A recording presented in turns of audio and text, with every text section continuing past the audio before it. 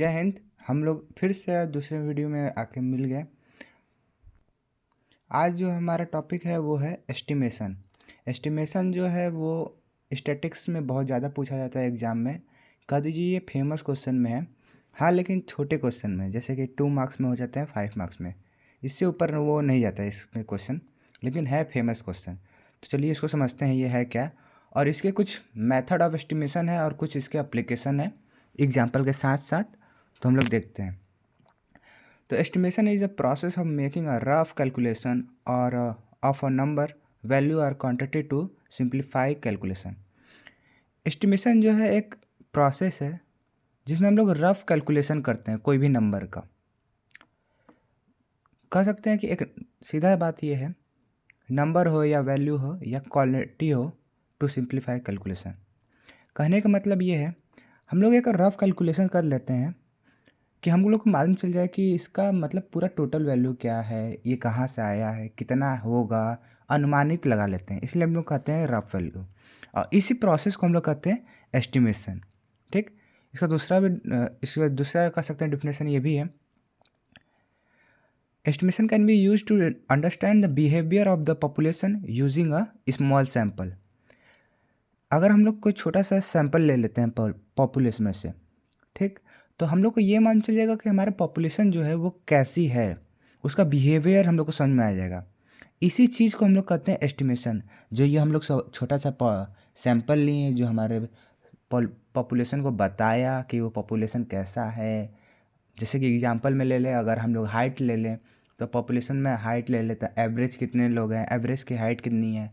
जैसे कि एवरेज की हाइट होती है वैसे ही तो 5'6", 5'2", 5'3" ऐसे होती है, लेकिन ये हाईएस्ट 6'1" भी जाता है और लोएस्ट में 3 भी जाता है, 3'9", 3'7" ऐसे जाता है। तो एवरेज जो होता है वो कुछ 4.7 या 6 समथिंग कुछ करके होता है। तो वो हम लोग को बताता है कि इंडिया में इतने एवरेज पे हाइट वाले रहते हैं। वही काम क्या करता है, एस्टिमेशन करवाता है।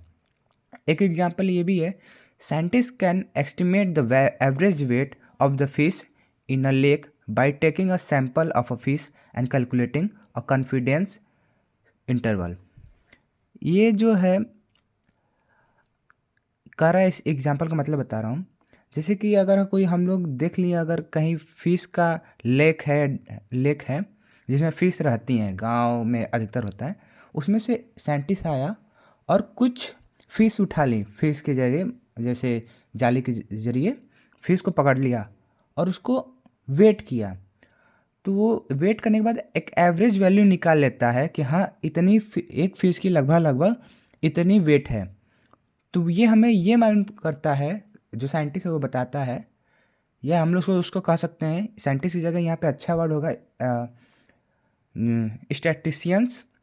वो हमको ये बताएगा कि वो लेक में लगभग लगभग इतनी वेट की मछलियाँ रहती हैं। अगर हम लोग सप्लाई करना चाहें तो सप्लाई भी कर सकते हैं बाहर, इतने प्रॉफिटेबल होगा ये वगैरह वगैरह, वो तो बात की बात है।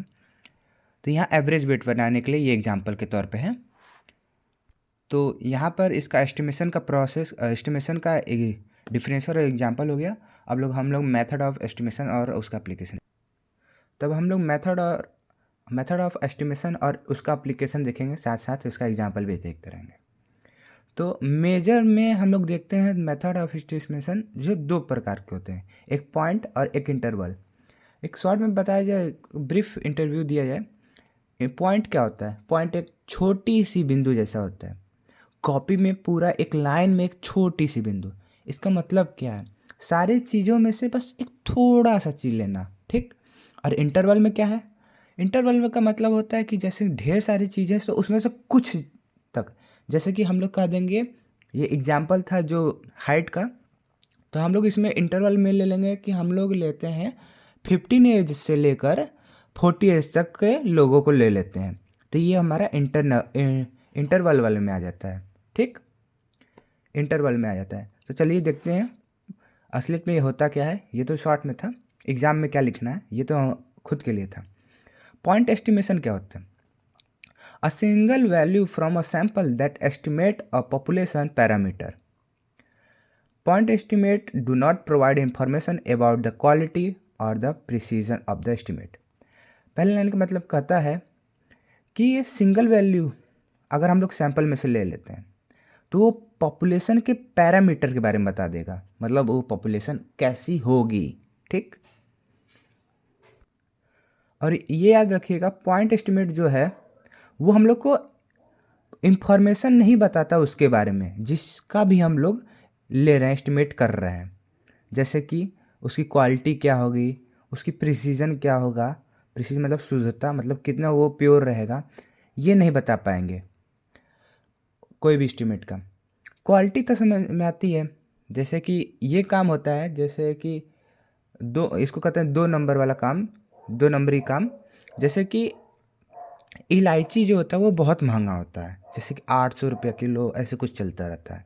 ठीक, तो उसमें कितने लोग क्या करते हैं, 2 नंबरी वाला काम करते हैं कि नकली इलायची बनाकर उसमें सप्लाई करते हैं।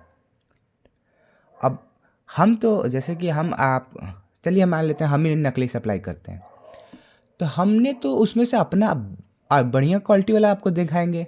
कोई बोरी होगी ढेर सारी, तो उसमें से एक बोरी होगी इसमें अच्छी क्वालिटी रखे होंगे, वही हम आपको दिखा देंगे। तो आप क्या कहेंगे, हाँ इनके पास तो अच्छी क्वालिटी की है, मैं ले लूँगा पूरा। उसी पर ये पूरा लोग खरीद लेते हैं और बीज भी देते हैं। कहाँ कोई को मालूम चलता है, लेकिन क्वालिटी का असर फिर पड़ने लगता है। दूसरी होती है, और दूसरा बात जो प्रिसीजन, कितना वो शुद्धता है। अब जैसे कि हमें ये बताया, वैसे ही दूध में भी ले सकते हैं, मिल्क में कैसे दूध वाला घर पे आता है, दूध देता जाता है, ठीक है। लेकिन महीने के स्टार्टिंग, मंथ के स्टार्टिंग में देखा जाए जो दूध होता है वो ज़्यादा प्योर मिलता है। क्यों? उस समय उसको पैसा मिलने वाला होता है, इसीलिए जब पैसा दिलवाने होता है, लेने होता है, तो वो शुद्ध प्योर देता है, क्योंकि वो दूध वाले हटाए ना। और फिर धीरे धीरे धीरे पानी पानी मिलाते जाता है और महीने के लास्ट तक लेकर चल देता है। ये उसका शुद्धता है। जैसे स्टार्टिंग में दिया लेकिन हम लोग को अच्छा लगा दूध, तो इसलिए वो उस कैटेगरी में एग्जाम्पल में ले सकते हैं। प्रिसीजन मतलब क्या होता है, ठीक। एग्जाम्पल के तौर पे दिया गया है, पॉइंट एस्टिमेट्स का एग्जाम्पल है। A researcher can be use a point estimate to find mean age of a sample. Researcher बताता है पॉइंट एस्टिमेट कहाँ पे यूज होता है, सैंपल का मीन एज निकालने के लिए ये यूज होता है। रिसर्चर यूज करता है पॉइंट एस्टिमेट को। पॉइंट एस्टिमेट कहाँ यूज होता है, अगर कोई भी हम मीन एज निकालना होगा सैंपल का तो हम लोग इसका यूज करेंगे। और it is to predict the average age of population, और ये प्रिडिक्ट करने के लिए भी यूज होता है कि उस पॉपुलेशन का एवरेज एज क्या है। मीन जब निकल रहा है तो उसका एवरेज ही तो कहलाएगा, ठीक, समझ में आ रहा है। प्रिडिक्ट मतलब होता है कि हम लोग उसको अनुमानित ले रहे हैं कि कितना है, एवरेज, एग्जैक्ट नहीं, असलियत में नहीं, प्रिडिक्ट कर रहे हैं, मतलब अनुमानित लगा रहे हैं। मेथड ऑफ द एस्टिमेशन का दूसरा मेजर पार्ट है इंटरनल एस्टिमेट्स। ये क्या होता है इसको जाने। अ range of value that include the population parameter. एक रेंज ऑफ वैल्यू मतलब थोड़ी सी नहीं, जैसे कि मैं बोला था उस समय, बोला था कि 15 से 40 एज तक के लोगों को ले रहा हूँ उसका हाइट निकालने के लिए, तो मैं उस समय क्या बोल रहा था, उसका मतलब रेंज ही होता है। अगर the range of the value that include the, एक ऐसा रेंज लिया जाए जिसमें वो पॉपुलेशन, उस पॉपुलेशन का पैरामीटर जो है उधर ही ज़्यादा लाई करता हो। और इंटरनल एस्टिमेट्स को हम लोग दूसरे नाम से भी जानते हैं, कॉन्फिडेंस इंटरवल, ठीक, इसका दूसरा नाम है। Interval estimates are also known as the confidence interval, ठीक। And they indicate how reliable the estimate is, और कितना वो एस्टिमेट जो है कितना यूज़फुल है उस पॉपुलेशन के लिए, कितना आसानी से बता सकता है, ये भी बताता है interval estimates. The end point of internal, जो इंटरवल का एंड पॉइंट है उसको कहते हैं अपर and lower confidence limit.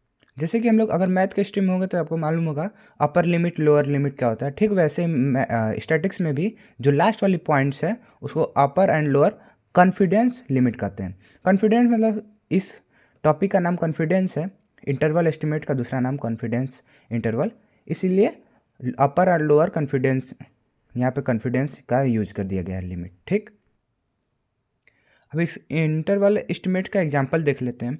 A researcher can be use an made to estimate to calculate the proportion of a sample over an age of a 32 who experience migraine symptoms for 10 or more days each month।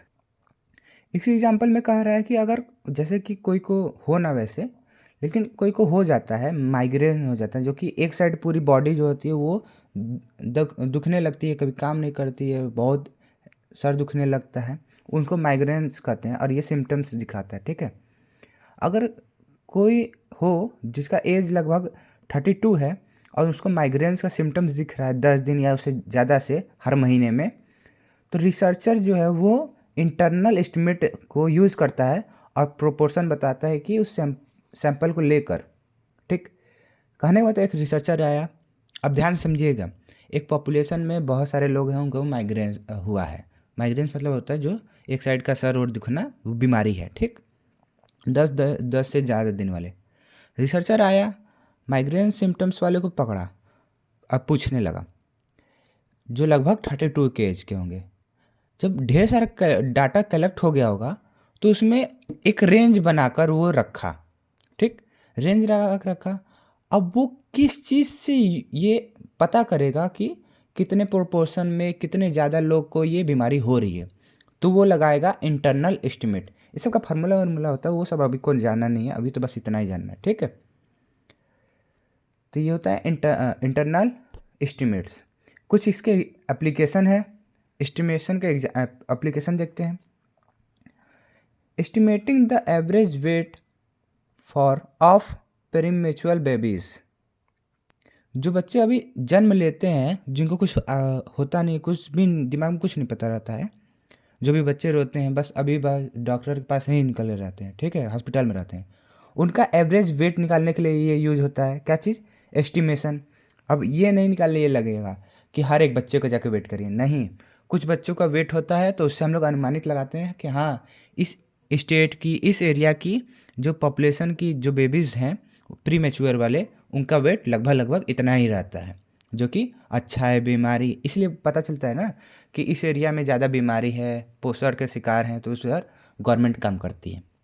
दूसरा, researcher might take a sample from a single area to estimate the average weight of all premature. यही, ये देखिए main heading में example application है, उसके example देके बताया गया है। जो रिसर्चर है वो सैंपल लेता है एक एरिया से, सिंगल एरिया से, और उसको एस्टिमेट करके बताता है कि एवरेज वेट जो है प्रीमेच्योर बेबीज़ का कितना है। ठीक, दूसरा एग्जाम्पल है estimating the average monthly electric consumption. घर की बिजली कितनी आती है ये एस्टिमेट करके बताता है। अब एग्जैक्ट तो हर घर का पता करना तो बहुत मुश्किल हो जाएगा। कोई भी अगर डाटा को हम लोग यूज करना है, जैसे कोई काम है, जैसे कि हम लोग लॉन्च कर रहे हैं, एक इलेक्ट्रिकल कार लॉन्च कर रहे हैं, तो उसमें बताना होगा ना कि लगभग घर में इतनी बिजलियाँ कंजप्स हो जाती हैं, तो कहाँ से पहले ही बिल होगा, तो और भी जो हमारे कस्टमर होंगे वो तो खरीदेंगे नहीं कस्टमर बिजली बिल को देख के। इसीलिए ये वाला एग्जाम्पल लग सकता है। और उसको एग्जाम्पल में दिया गया है जैसे, if the average monthly electrical consumption for a sample of 100 family. कहता है कि एवरेज हमारे घर की बिजली बिल कितनी है 100 फैमिली के लिए, इज़ अ 1250 यूनिट्स। कितने हैं? लगभग 1250 यूनिट है, जिसमें से 95 कॉन्फिडेंस इंटरवल है can be constructed to estimate the actual mean electric consumption. जिसमें से 95 वैल्यू जो है वो कॉन्फिडेंस इंटरवल से ही हम लोग को मालूम चलता रहता है उसका एक्चुअल मीन। ठीक, तो और 5 वैल्यू कहाँ से आता है? और भी जो इनके मेथड है उनसे आते हैं। कुछ मेथड तो पॉइंट वाले से आते हैं और कुछ और वाले से आते हैं। तो आशा करते होंगे ये वीडियो बहुत आपके लिए हेल्पफुल होगी, एग्जाम पॉइंट ऑफ व्यू से बहुत इंपॉर्टेंट है। तो मिलते हैं अगले वीडियो में। जय हिंद।